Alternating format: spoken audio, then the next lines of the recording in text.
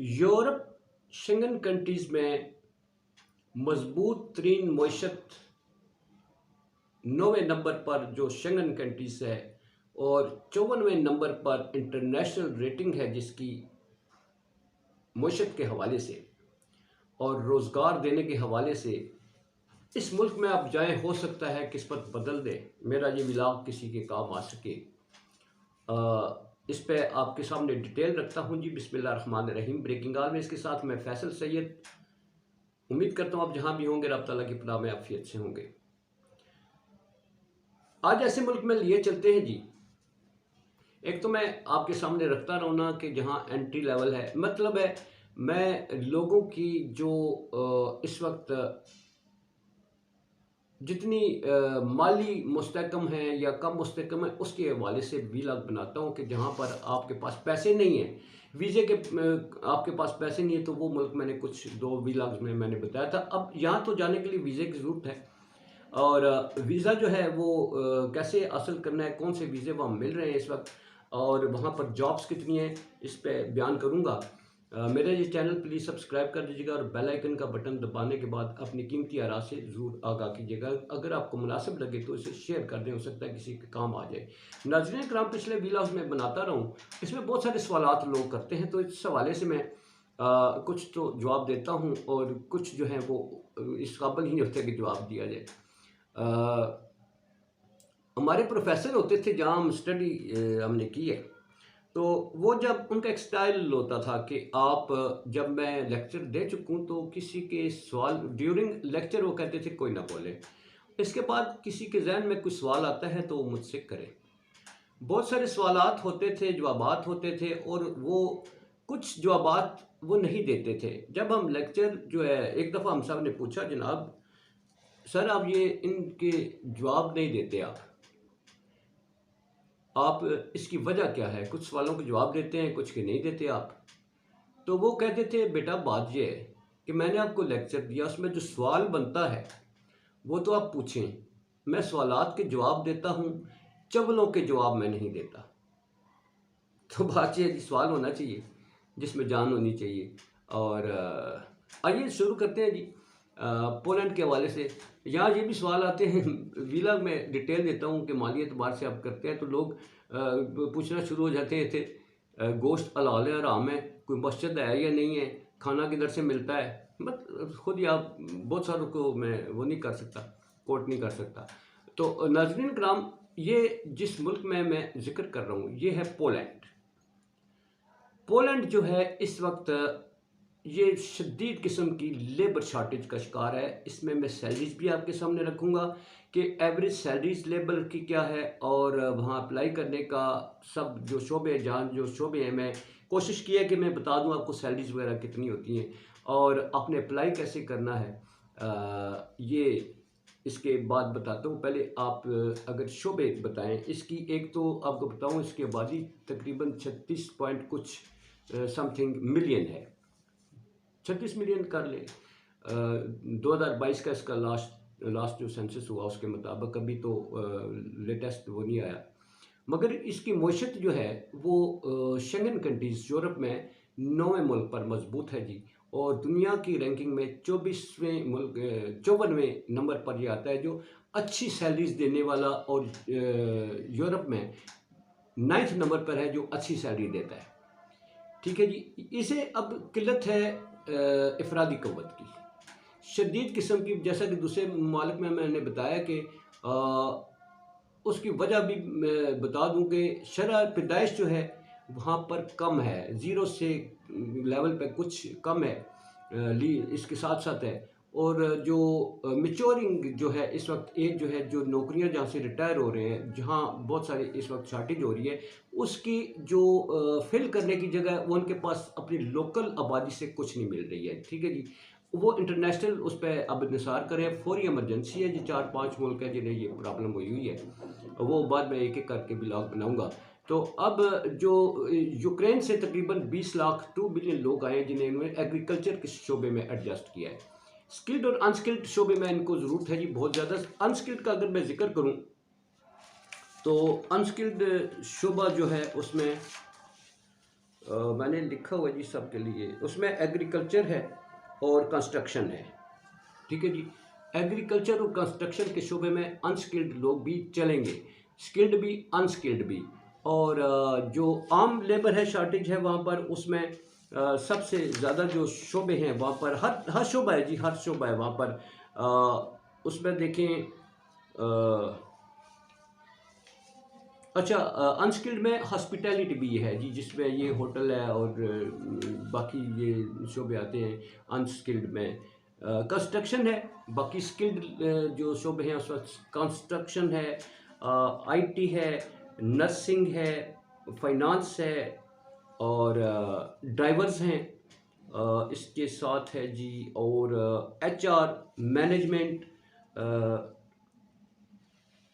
Hospitality बता चुका हूँ, अकाउंटिंग है और इसके बाद सॉफ्टवेयर हार्डवेयर इंजीनियर है, मार्केटिंग है, इंजीनियर्स हैं।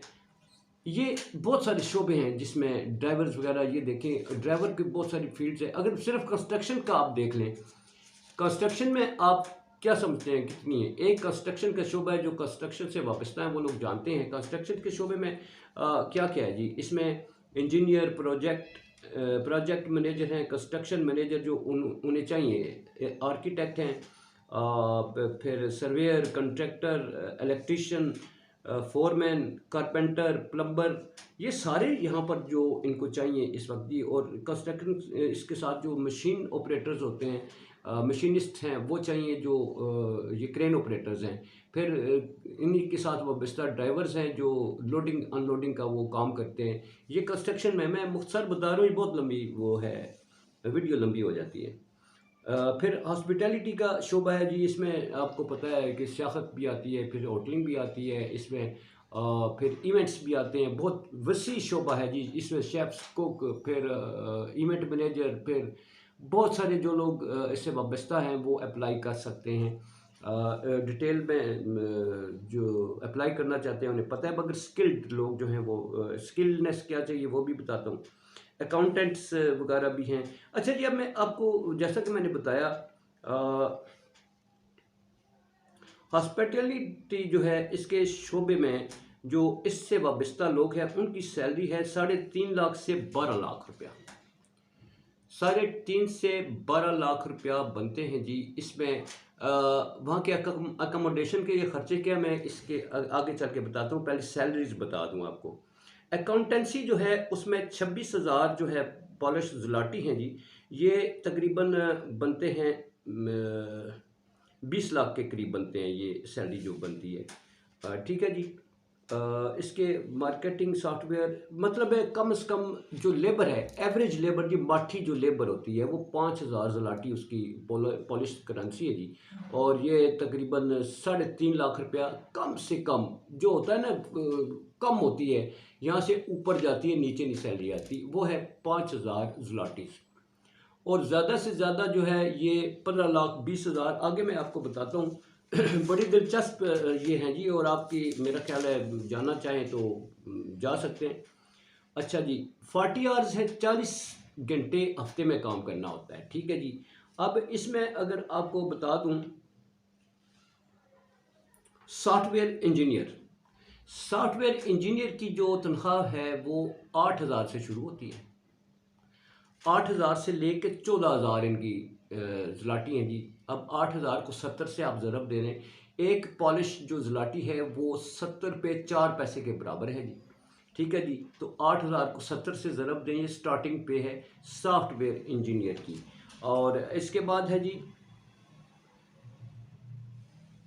Back end developer. ये बहुत सारी फील्ड दी हुई है जी इसमें। बैक एंड डेवलपर है वो 9.5 से 13,000 ज़लाटी उसकी। 9,500 को आप ज़रब दें तो पाक रुपीज़ 70 से ज़रब दें तो पाक रुपीज़ आ जाएंगे। और 13,000 जो है उसको 70 से ज़रब दें तो आपको सैलरी पता चल जाएगी। इतनी हाईएस्ट सैलरी है, इतनी हाईएस्ट सैलरी है कि आप इसका तसव्वुर नहीं कर सकते। पाक रुपीज़ के जो स्किल्ड लोग हैं, जो क्वालिफाइड भी हैं और स्किल्ड भी हैं। क्वालिफाइड का मतलब है जिनकी एकेडमिक क्वालिफिकेशन है, और स्किल्ड वो है जिनकी हुनरमंदी कितनी है, उसकी स्किलनेस कितनी है, जैसे इंजीनियर, सॉफ्टवेयर, और इसके अलावा जो तजर्बा उनका कितना है, स्किल्स क्या हैं उनके। उसके साथ जो है ड्राइवर जो है, ड्राइवर की सैलरी कितनी होगी आप क्या सोचते हैं? ड्राइवर की क्या 24 से 42 ज़लाटी फ़ी घंटा है। ड्राइवर जो है वो तकरीबन पाकिस्तानी अगर मैं बताऊं वो 8 लाख से 18 लाख तक ड्राइवर्स कमा रहे हैं, स्किल्स और अगर उसके साथ क्वालिफिकेशन भी होती है। ड्राइवर्स के लिए जो कम से कम एजुकेशन है वो मैट्रिक है, मैट्रिक जो सेकेंडरी स्कूल उन्होंने बताया हुआ है, ठीक है जी। और इसी तरह ज़राअत का शोबा है, एग्रीकल्चर है, वहाँ शॉर्टेज है। वहाँ पे यूक्रेन से 20 लाख बंदा तो सिर्फ ज़राअत में उन्होंने खपाया और अभी इसके बावजूद कमी पूरी नहीं हो रही, ठीक है जी। और ये मैंने आपको मुख्तसर से बताया जी, इन सब का मुमकिन नहीं है कि मैं सिर्फ सैलरीज बताता रहूँ। ये बता दिया आपको कि शोबे कौन कौन से हैं और इनमें सैलरीज क्या है। अब अगर मैं बताऊं आपको कि इनको अप्लाई करने का तरीका क्या है, ठीक है।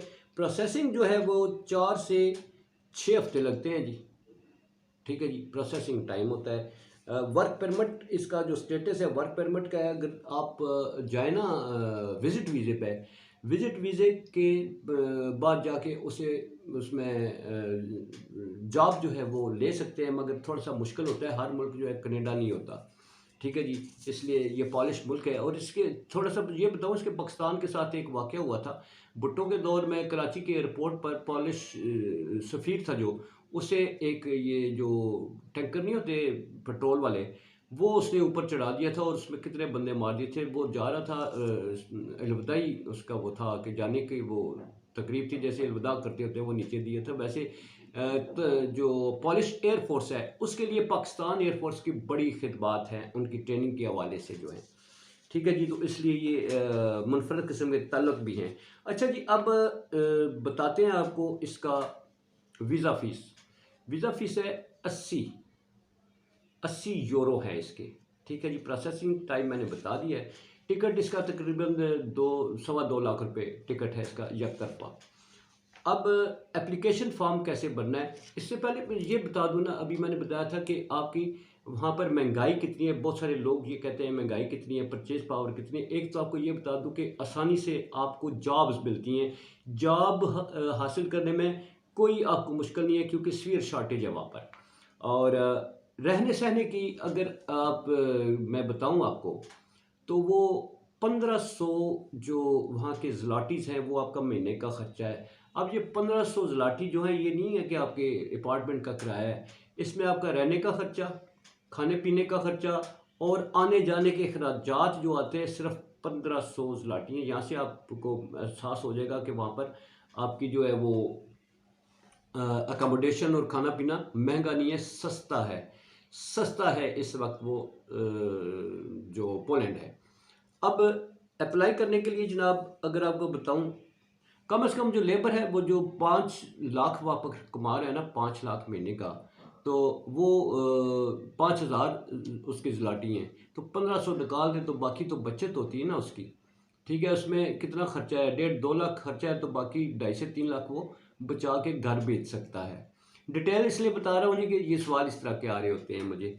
अच्छा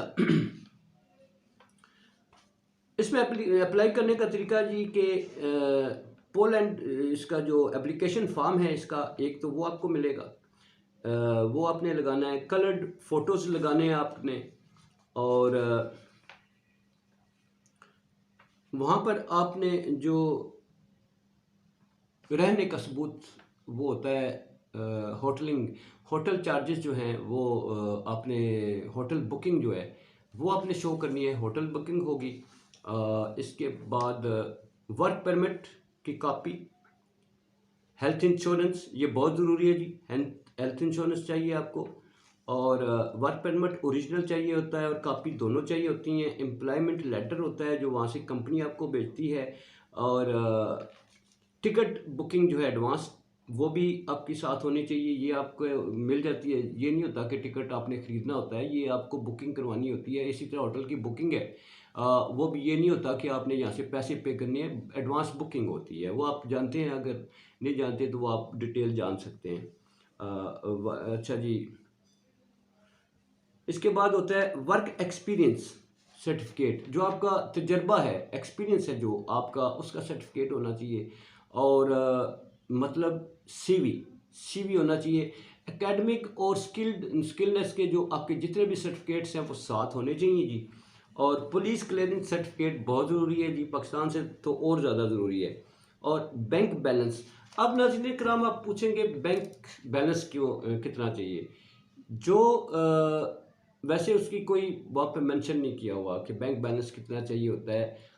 चूँकि वर्क परमिट के मामलात हैं, वर्क परमिट में बैंक स्टेटमेंट की ज़रूरत नहीं होती। अगर आप विज़िट पे जाते हैं तो फिर भी आपको जो है वो तकरीबन 10 से 12 लाख, मतलब है ये नाज़रीन, ये कनाडा या इंग्लैंड या वो नहीं है कि 50-50 लाख आप बैंक बैलेंस शो करेंगे। 10-15 लाख रुपए अगर आपके बैंक अकाउंट में हैं तो ठीक है। होटल बुकिंग जो है 15 दिन की करवाएं, महीने की करवा लें, वो आपकी मर्ज़ी है।